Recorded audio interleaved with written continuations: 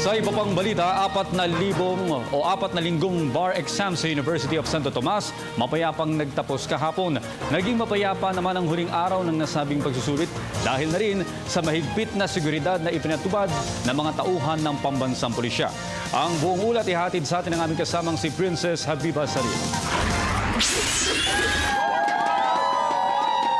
Fiesta kung mailalarawan ang pagtatapos ng bar exam ngayong taon.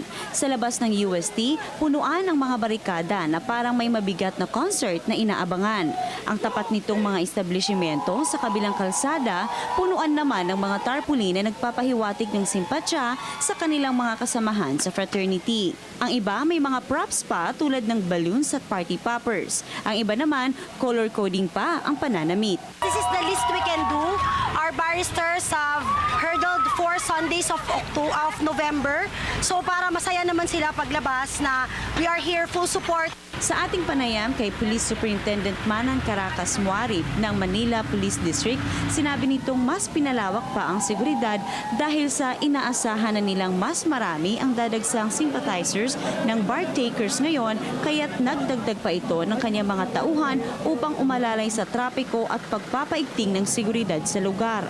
Maayos naman kung ating titingnan yung nagdaang 3 Sundays, kung saan naganap yung bar exam, maayos at generally peaceful siya. Ani Police Superintendent Muarip, halos payapa ang 4 na linggong bar examination. Maliban na lang sa nangyaring tensyon nitong panghuling araw ng eksaminasyon dahil sa may inakalang itinapon umano na pampasabog sa mga barikada kung saan nakapwesto ang mga tao na nagdulot ng kaguluhan sa lugar bandang alas 5:30 ng hapon, oras ng pagsisilabasan ng mga bar examiners. Kaya't maging ang mga UST gate ay sinarapan samantala. Sa huli na pag-alamang base pala ito ng party popper ayon kay Explosive Ordnance Disposal Chief Captain Arnold Santos na silang sumuri sa nasabing props. Kahit wala pa ang 10 minuto, balik na sa normalang sitwasyon sa lugar. Tuloy pa din ang hiyawan at kasiyahan ng mga sumasalubong, mga kaibigan at kaanak ng bar takers. Para sa Telebisyon ng Bayan, Princess Habiba Sarin.